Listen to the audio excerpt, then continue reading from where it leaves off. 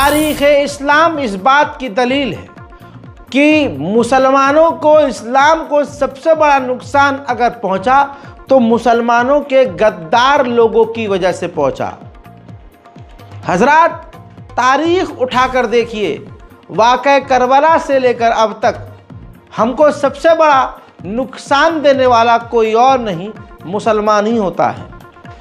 आपको ये शक्लें याद होंगी। शिमला में संजौली में मौजूद मस्जिद को न सरकार ने अभी इस पर कोई बयान दिया, न प्रशासन ने कोई आदेश दिया। जब तक कोर्ट ने कुछ नहीं कहा, प्रशासन ने कुछ नहीं कहा, उससे पहले ही ये चेहरे अधिकारियों के पास चले गए और कह दिया कि भाई हम अपनी मस्जिद को जो अवैध है खुद तोड़ेंगे।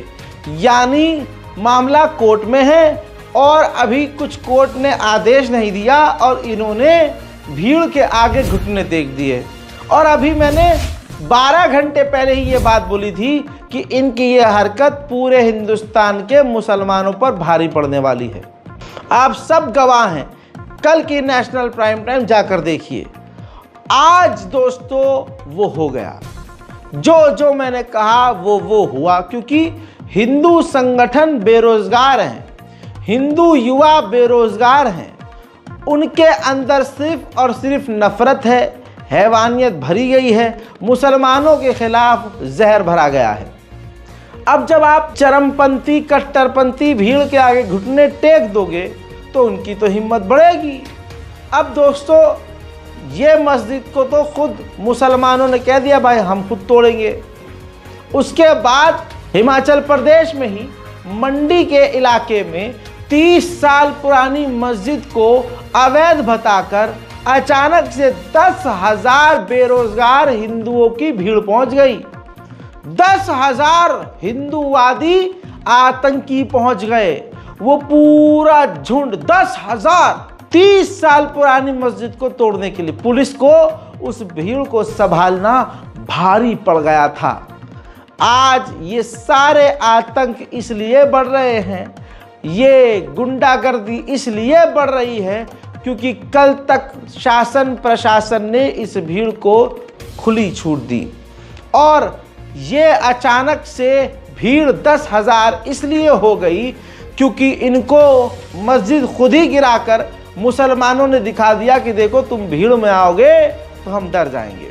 और उसके बाद क्या हुआ, मंडी की, हिमाचल प्रदेश में मंडी के इलाके में मौजूद मस्जिद को तोड़ने के लिए 10,000 हिंदू चरमपंथी आ गए। देखिए,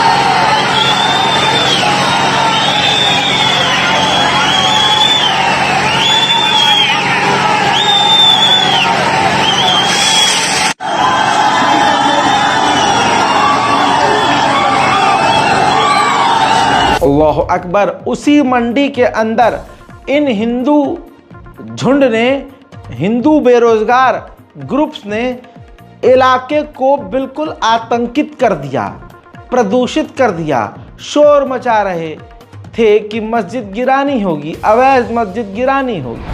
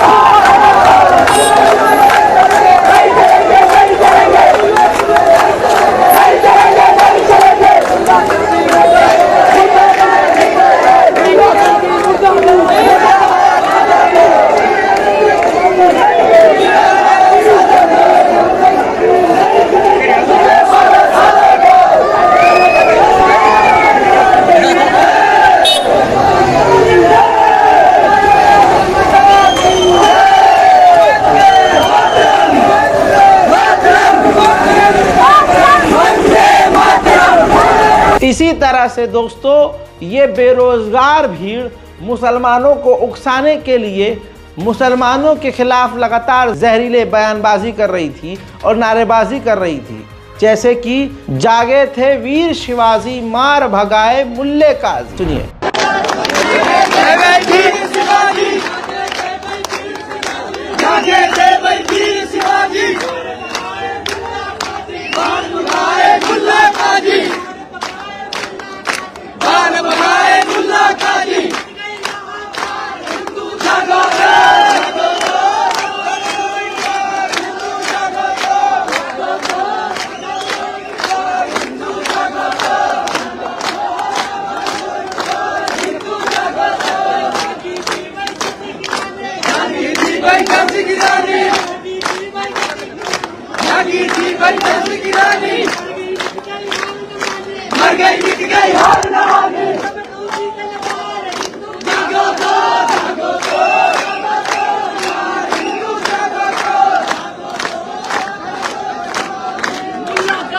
इतना ही नहीं दोस्तों, हैवानियत की इन हिंदूवादी संगठन और हिंदुत्व के भीड़ की ये है कि हथियार भी इन्होंने लहराए।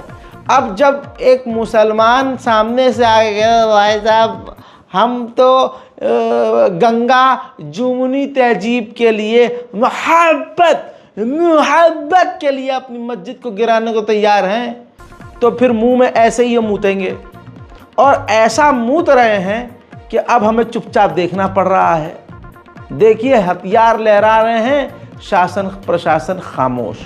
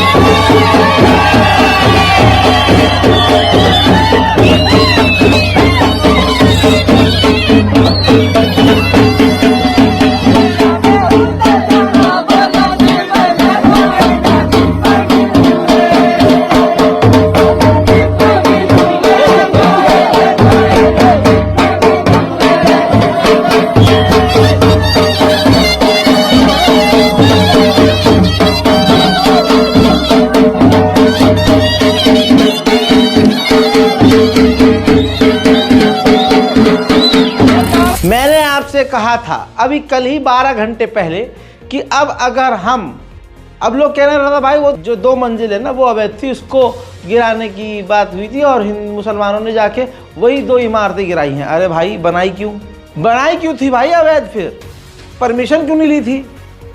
और अगर कानून का और अगर कोर्ट का बयान अभी तक कुछ नहीं आया था, आदेश नहीं आया था, तो तुमने खुद जाके क्यों कह दिया कि हम तोड़ देंगे?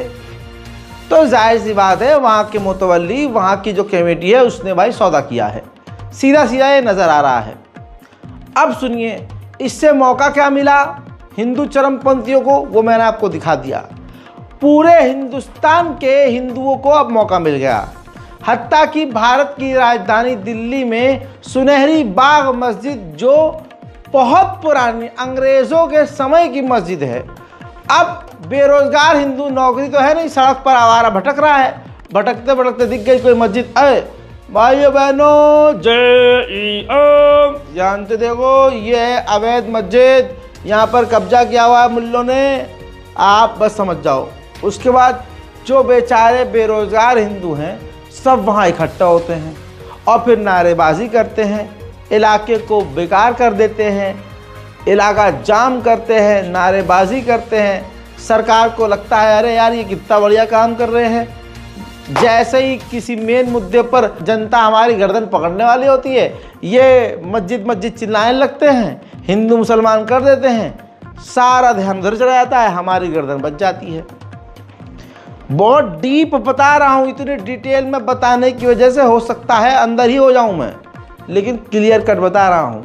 सुनहरी बाग मस्जिद, जी हाँ, को एक किसी आवारा हिंदू ने अवैध बता दिया और ये रोज का हो गया है। अब इन्हें जो भी मस्जिद दिखती है इन्हें अवैध दिखती है। देखिए। नमस्कार मित्रों, हम आपको कटली के माध्यम से दिखा रहे हैं ये सुनहरी बाग मस्जिद, जो बिल्कुल चौराहे गोल चक्कर पर घेर कर अनऑथराइज्ड निर्माण हुआ है। जब दिल्ली में से सभी अनऑथराइज्ड स्थानों को रिमूव किया जा रहा है तो यह क्यों बस्ती है, जरा विचार करिए। पूरे भारत में ये चल रहा है। अब लखनऊ में निशातगंज में करामत कॉलेज के बेहद करीब एक बहुत पुरानी मस्जिद है, बहुत ही पुरानी। ये आजकल की नहीं बनी हुई है, शासन प्रशासन इसको अलाउ किया हुआ है और सरकारी ज़मीन पर नहीं है। अब सुनिए, हिंदू बेरोजगार वहाँ पहुँच जाते हैं। वहाँ भी 4 लोग इकट्ठा करके बेरोजगारों को, हाँ भाई आओ, तुम्हारा भी काम नहीं चल रहा है, चलो यार काम पे चलते हैं, मजा ले। पांडे जी आओ, सार दिन बैठ के गाना खुजाते रह दो, आओ हो, चला जा, अरे मजा लेवा, चला जा। ऐसी भीड़ इकट्ठा हुई और फिर पहुँच गई मस्जिद के आगे शोर शराबा करने, बयानबाजी करने। इसके बाद देखिए, उत्तर प्रदेश पुलिस अंधी गूंगी बैरी तो है नहीं, इतनी अंधेर नगरी भी नहीं है प्रशासन के सामने। प्रशासन ने इनकी बकैतियाँ सुनी, फिर जो है हड़का के भगा दिया और ये भागने पर मजबूर हुए, क्योंकि इतना भी अंधकार नहीं है यार, एकदम अंधा कुछ नहीं कर सकते हो। हालांकि मोदी जी की खामोशी ने इनको यही सिखाया है कि तुम्हें जो करना है करो, जैसा करना है वैसा करो। अब इनको लगता है कि सच में अरे अगला इंसान पूरे देश को फंसा चुका है, तुम्हारा साथ देगा, झोला उठा के चल देगा। कल हम लोगों ने जिला अधिकारी महोदय को एक ज्ञापन दिया था, जिसमें कि करामत मार्केट जो है, जो स्कूल है, उसके अंदर एक मस्जिद बन रही है, उसके विरोध पे हम लोगों ने एक ज्ञापन भी दिया था। आज हम लोगों ने एक रोड शो किया है, विरोध प्रदर्शन किया है कि उसको तत्काल हटाए, क्योंकि फुटपाथ पे बन रही है, अवैध बन रही है। कॉलेज स्कूल के अंदर मस्जिद की क्या व्यवस्था है, क्यों बन रही है, और जबकि कोई ना डीएम के यहाँ से कोई अनुमति है, ना कोई अनुमति है। ऊपर मुद्दों की तरह जो है मस्जिदों का प्रचार हो रहा है, इधर उधर बन रही है, उसको हटाने के लिए हम लोग आए हैं, प्रशासन को ज्ञापन दिया है। यहीं से हम लोग अपने कार्यक्रम को समापन कर रहे हैं। यदि कोई कार्रवाई नहीं होती तो फिर अगली रणनीति फिर तय की जाएगी। इसको लेकर के सड़क पर उतरने की क्या जरूरत थी आपको? सड़क पर उतरने की जरूरत थी कि जनता के बीच में आना है, जनता को जगाना है और जागरूक करने के लिए हम लोगों ने कार्यक्रम किया। उधर यूपी के प्रयागराज में अल्लाह के घर को बिना नोटिस के तोड़ दिया गया, कुरान पाक की तौहीन की गई, कुरान को कुचला गया, अल्लाहु अकबर। और साथ ही मस्जिद के माइक और मस्जिद के साजो सामान को चारों तरफ इलाके में बिखरा हुआ देखा गया। ऐसा प्रतीत हुआ कि शासन प्रशासन को मुसलमानों से अलग ही खुन्नस है। और मुसलमान जब जुमे की नमाज अदा करने गया तो उसे दिखा, अरे ये किसने कर दिया। तो मुसलमान इतना गैरत बेच चुका है कि जब फजर में नहीं उठेगा तो फजर में बिल्डोज़र आएगा और बिल्डोज़र आके तुम्हारी मस्जिद को तोड़ जाएगा। अब तुम जब खुजाते हुए उठोगे, ऊँगते हुए, चलो अब कोई काम धंधा नहीं है, न तो नमाज ही पढ़ाते हैं। ऐसी नमाज अल्लाह को चाहिए नहीं, पहली बात। और जब आप लोग पहुँचते हो तो मस्जिद टूटी भी मिलती है। जिगर फट रहा है मेरा, फट। ऐसे विजुअल हैं, देखिए।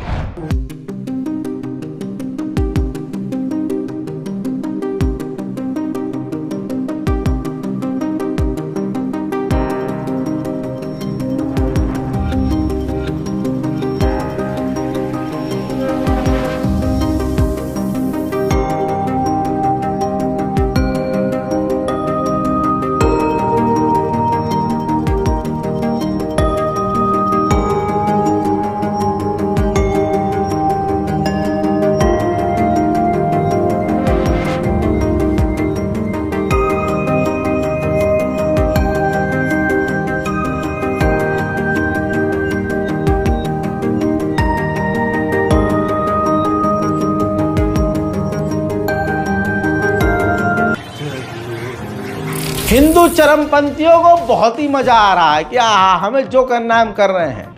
यहाँ पर शासन प्रशासन कोर्ट हिंदुओं को अच्छा लग रहा है, लेकिन अब जो खबर बताने वाला हूँ इसके बाद ये कोर्ट को ही माँ बहन की गालियाँ बकेंगे। मेरे दोस्तों, ज्ञान व्यापी मस्जिद के मामले में हिंदू चरमपंथियों की याचिका को कोर्ट ने खारिज कर दिया। जी हाँ, व्यास तहखाने में नमाज होती रहेगी, किसी भी तरह की मरम्मत पर भी रोक लगा दी है। ज्ञान व्यापी मामले में हिंदू सोच रहे थे कि हमें परमिशन मिल जाए और हम अंदर जाकर पूजा पाठ करें, जिससे हमारी जीत हो जाएगी, हम भीड़ दिखाएंगे। लेकिन कोर्ट ने मना कर दिया कि नमाज बंद नहीं होगी और वहाँ पर कोई निर्माण नहीं होगा। जैसे कि हिंदू संगठन कह रहे थे कि फलानी चीज़ धमाका है और धमाके की जगह पर हम फलाना चीज़ बनाएंगे, तो कोर्ट ने साफ इनकार कर दिया है कि वहाँ पर कंस्ट्रक्शन का काम भी नहीं हो सकता है। अब इस खबर के बाद कोर्ट को दिन रात माँ बहन की गाली कौन बकेगा, आप खुद देख लीजिएगा। आजकल के संघी कुत्तों के झुंड को ऐसा लगता है, वाह, ये खबर पढ़ने के बाद मुझे इतना फख्र हुआ कि मैं मुसलमान हूँ। सोचिए, आजकल के संघी झुंड को ये लगता है कि हम गणेश चतुर्थी में भगवान की रैली में अगर हम मुल्लों को गाली बकेंगे तो भगवान खुश होंगे। वाह रे तुम्हारा भगवान!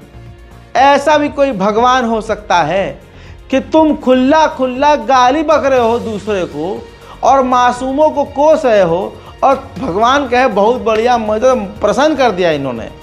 बिहार में गणेश चतुर्थी के प्रोग्राम के दौरान हिंदू झुंड सड़ा हुआ समाज का, सड़ा हुआ बवासीर का अंग खुल्लम खुल्ला मुल्ला मादर बोलकर नारेबाजी कर रहा है। शासन प्रशासन इनको गिरफ्तार करने की औकात नहीं रखता, न इनके घर पर बुलडोजर चलेगा। देखिए,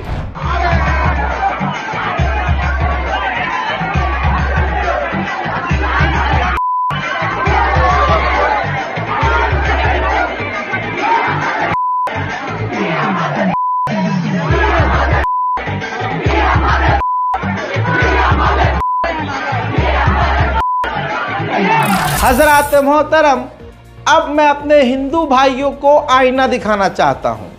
जो बेरोजगार हिंदू आजकल नफरत के समंदर में गोते खा रहे हैं। बिट्टू बजरंगी को आप जानते ही होंगे।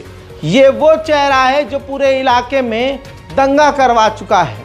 हरियाणा और नूह में जो दंगा हुआ उसका ये मेन आतंकी है, मेन आरोपी है। दोस्तों, ये जो हिंदुत्व के नाम पर शोर मचाता है, ये जो हिंदुत्व के नाम पर अपने आप को सबके ऊपर बताता है, ज़रा इसके इलाके और इसकी गली की हालत देख लो। हजरात, गौ रक्षा, लव जिहाद के मुद्दों पर मारपीट और भड़काऊ भाषण देकर मुद्दा पैदा करने वाले बिट्टू बजरंगी के घर का रास्ता आज तक कीचड़ वाला है। न रास्ता सही है, न रोड सही है, न मकान सही है। जो बंदा, सोचिए, आपको दिन रात हिंदू मुसलमान का टैबलेट खिलाता है, विकास के नाम पर उसका खुद का इलाका गंदा है, न सड़क है न रोड है। नूह हिंसा के आरोपी और गोरक्षक लव जिहाद को बड़ा मुद्दा बनाकर चुनाव लड़ने वाले फरीदाबाद से बिट्टू बजरंगी के घर का रास्ता है।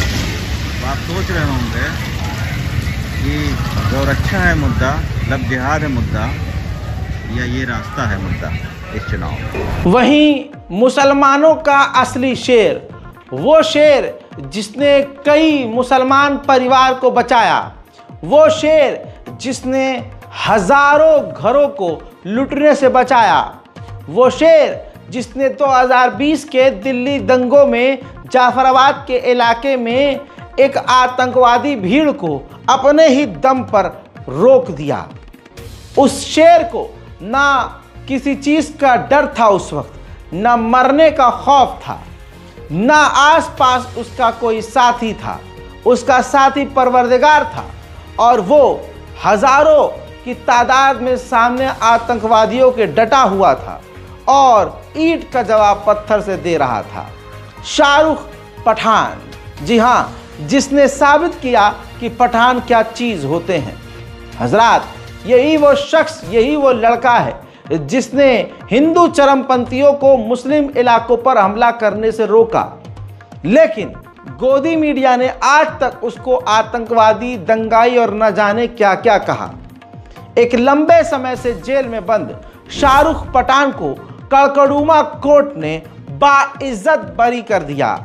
तमाम सुअरों के झुंड से कहूंगा, ऊपर से नीचे तक का जोर लगा लो, क्योंकि कोर्ट ने कह दिया बाइज्जत बरी। जी हां, बेल पर नहीं है, बाइज्जत बरी हुआ है पठान। साथ ही ये भी बता दूं, इनके साथ 10 और बेगुनाह मुसलमान, जिन्हें हिंदू चरमपंथियों ने और कपिल मिश्रा जैसे घटिया लोगों ने फंसाकर इलाके को खराब किया था और हिंदू मुसलमान के बीच जहर घोला था, जिन लोगों को दिल्ली पुलिस ने हिंदुओं को खुश करने के लिए फर्जी फंसाया था, उनके खिलाफ कोर्ट में कोई भी सख्त सबूत पेश न कर पाए एक लंबे समय तक। साथ ही जो गवाह थे वो भी पलट गए और पहचान भी न पाए। सीसीटीवी फुटेज से भी कुछ क्लियर नहीं हुआ। आखिरकार कड़कड़ुमा कोर्ट ने 10 मुसलमानों को बाइज्जत बरी किया, जिनमें शाहरुख पठान भी शामिल है। और हम खुलकर कह सकते हैं कि शाहरुख पठान, जिसने कौम के लिए अपनी छाती अलग की, जिसने कौम के लिए सब कुछ कुर्बान कर दिया, जिसके माँ बाप तब से लेकर अब तक टॉर्चर हुए, शाहरुख पठान जिससे उनके ही घर वालों और रिश्तेदारों ने दूरी बना ली होगी, क्योंकि उनका चेहरा आतंकवादियों की लिस्ट में डाला गया था। एक लंबे समय तक उनके परिवार वालों ने कितना टॉर्चर सहा होगा, ये बात मैं समझ सकता हूँ। आज हमारी कौम को आगे आना चाहिए और इस हीरो का सम्मान करना चाहिए।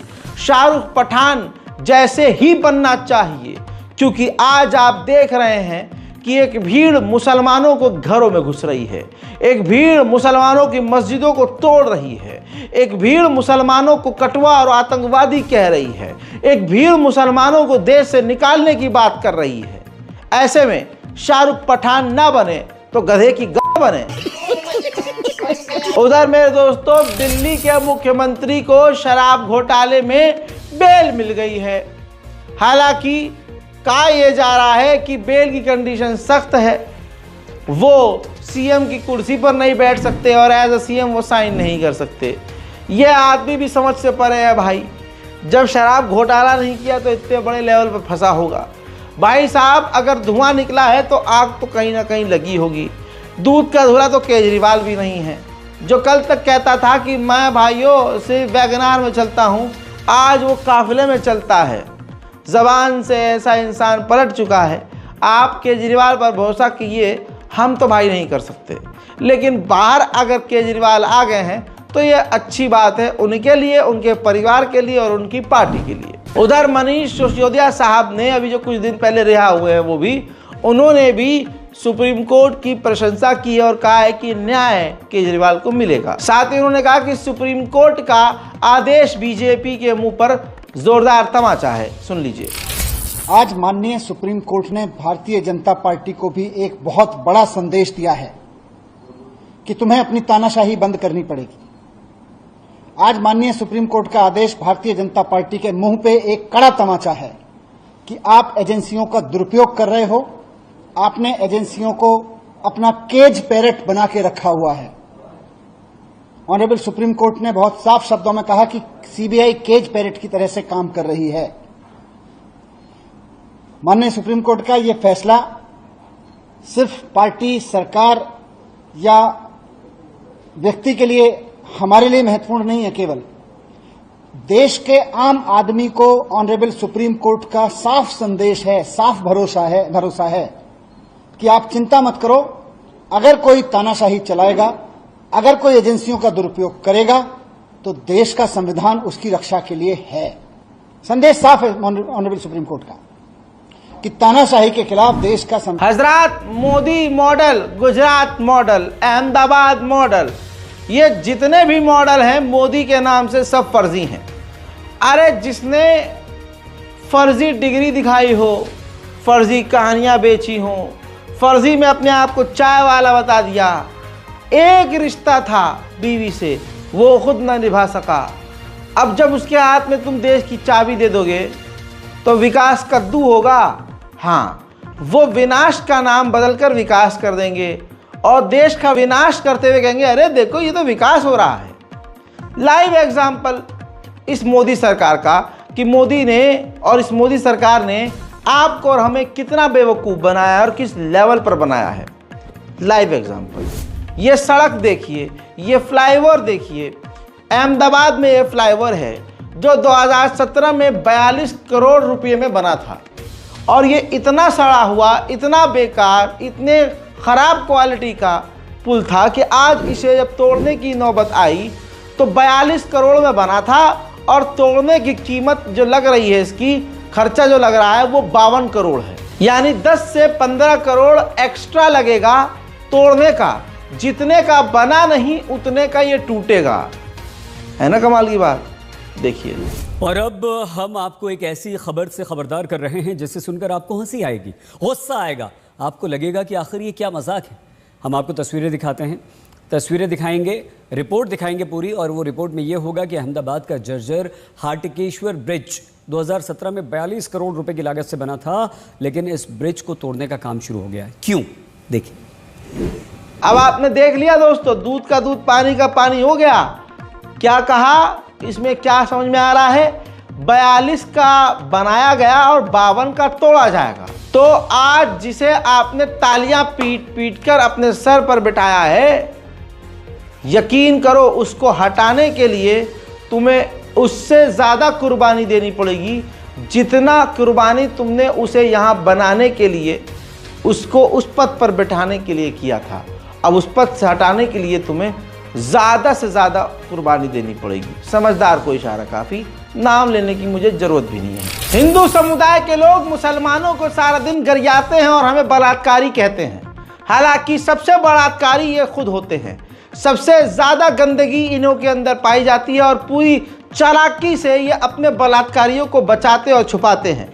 अब ज़रा सोच के देखिए कि राम मंदिर के अंदर बीए की छात्रा जो 20 साल की थी, वो सेवा करती थी, सफाई करती थी वहाँ राम मंदिर में, भगवान की पूजा करती थी और उनकी सेवा में कुछ काम किया करती थी मंदिर में सफाई का।